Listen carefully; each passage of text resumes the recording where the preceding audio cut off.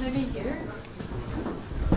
No, it's better for you to be here. Is it? In front, and then we can just arrange this. Yeah. All good. Go. No worries.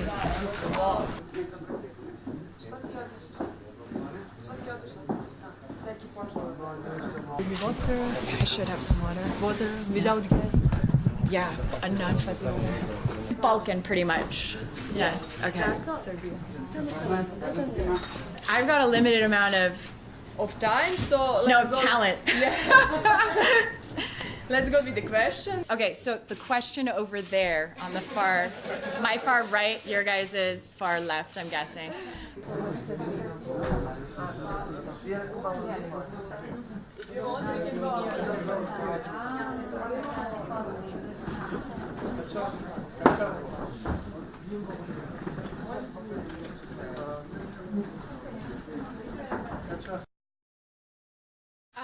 So first impressions were kind of set up on that first day when we saw the two short films that they chose to show us as a company of viewers.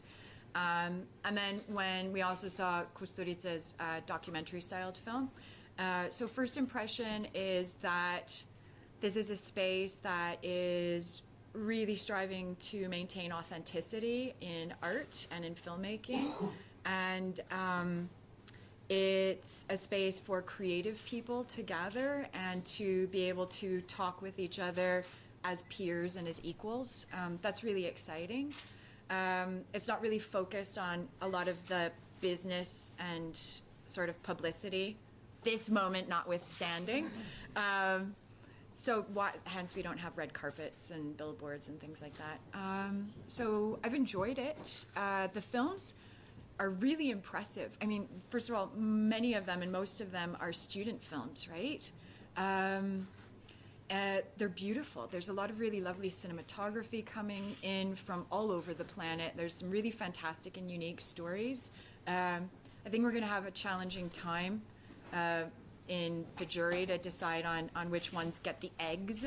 But it's nice. It's nice to see that as a creative. It's nice to know that there's filmmakers that are eventually going to be telling feature-length stories or, other sorts of stories that are that talented and sort of have a unique perspective on things. I think there's some exciting stuff that's coming out there.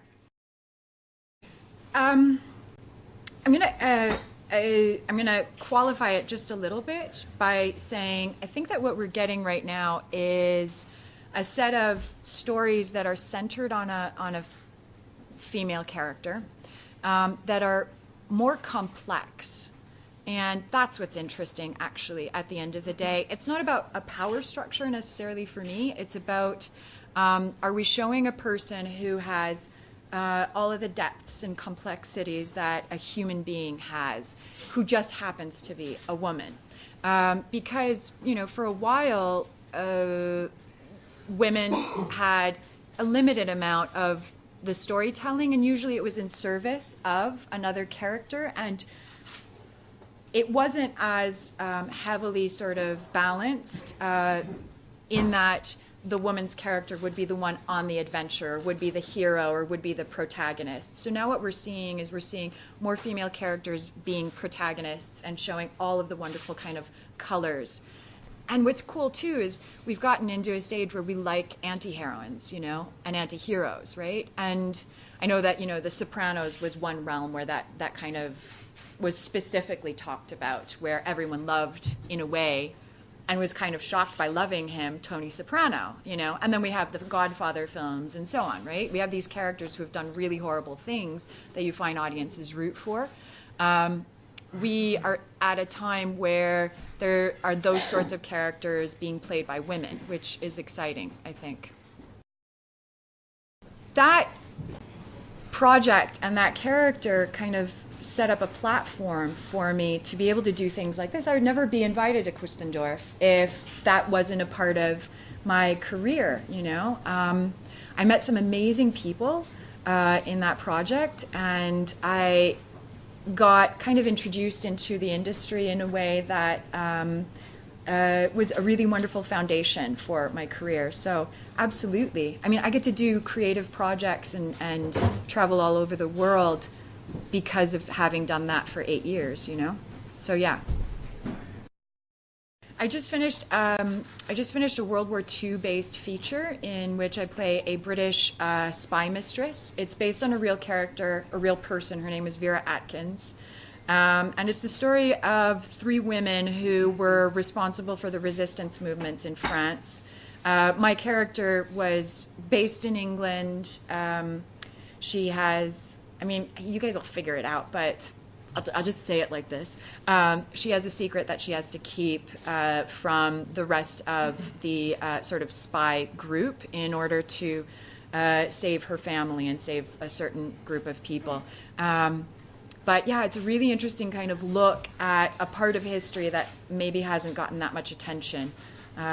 So I'm excited about that coming out. I've also just wrapped season 2 of my Amazon show called Absentia. And we're actually, like, during the days, I'm going and looking at episodes and writing in notes with the other producers. So it's been a busy, like, week so far. What is the title of the movie? The movie is called, right now, it's called Liberté. They just decided on the title. And so when I go back to LA, there's a couple of things that I have to do before their lock picture. I am exposed to the talent in that part of the world and meeting other people. Just coming to a festival like this and meeting other people that are in the northern part of the Balkans in general, that are a part of the filmmaking world and storytelling. So just kind of getting to know it.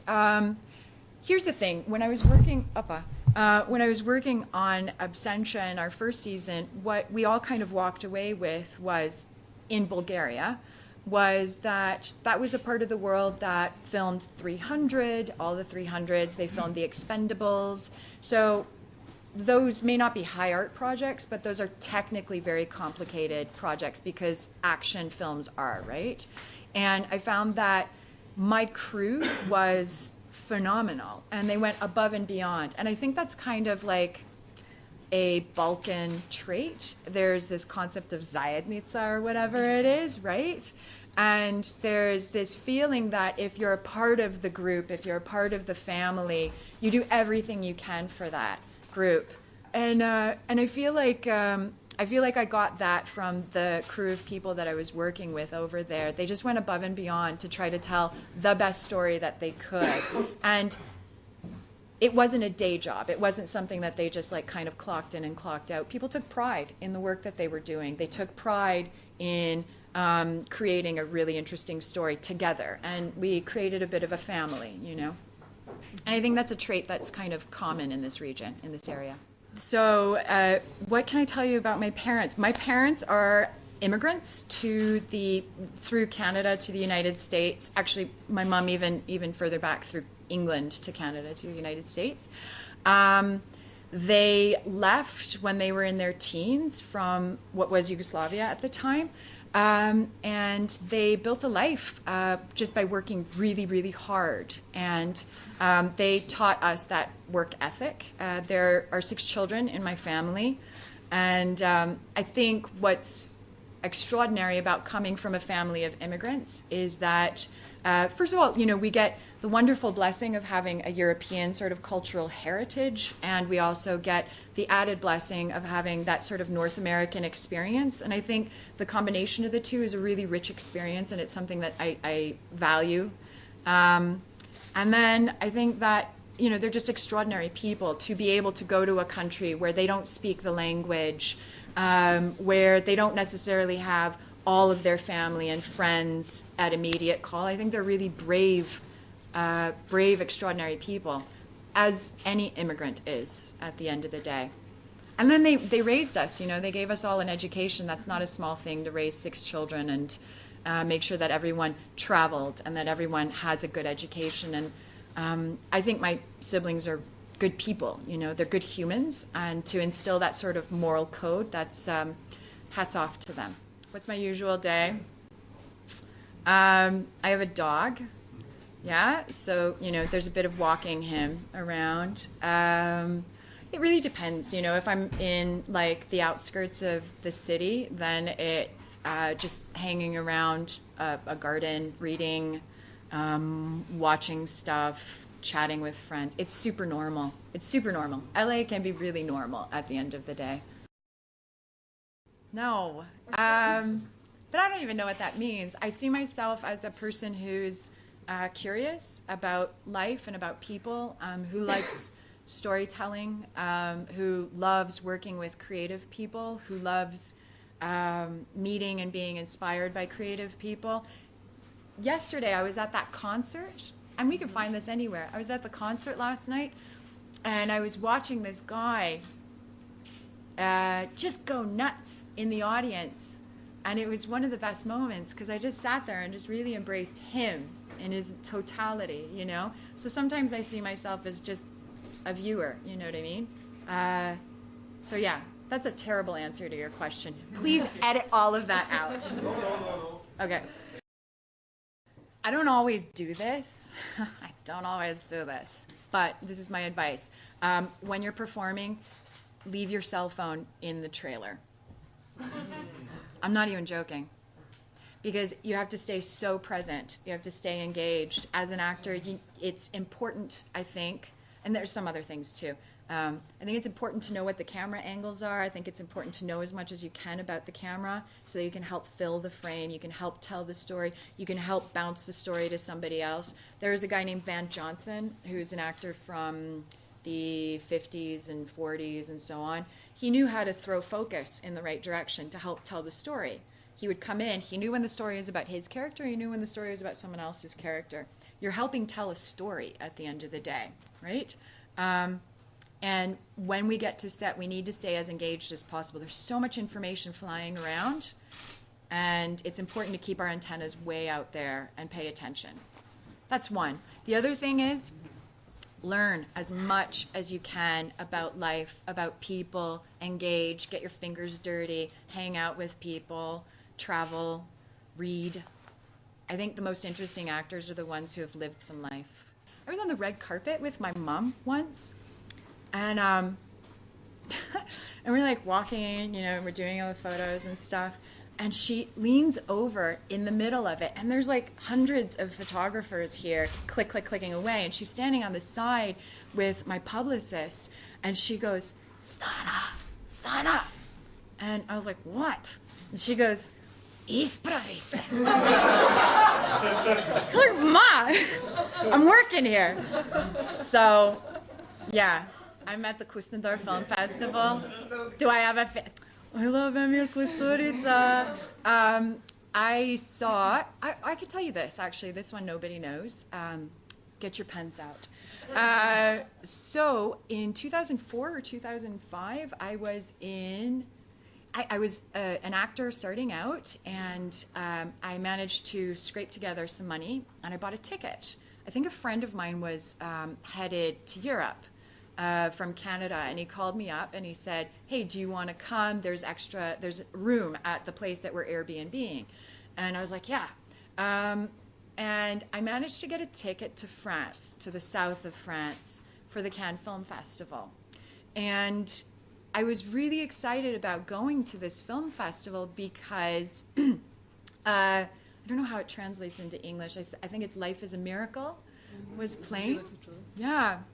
And I was very excited about seeing Emil Kusturica's work there. And I don't know how I managed to even get a ticket to the premiere, but I did. And I walked up the red carpet and up the stairs and into the theater and watched this beautiful, heartfelt film that ultimately has this really kind of like charmed and positive outlook on life, And at the end of it, the audience stood up and clapped. And we all turned around, and I saw him, off in the distance. It was a true privilege to actually be there and to manage to get a ticket. All of these wonderful, like, sort of accidents that happened to give me the gift of experiencing and being exposed to that moment, and to see how much that audience loved and respected Emir's work in its totality I thought it was a really extraordinary moment just to witness from the side, especially with no pressure, you know. I was just an audience member. I wasn't a part of anything over there. So there you go.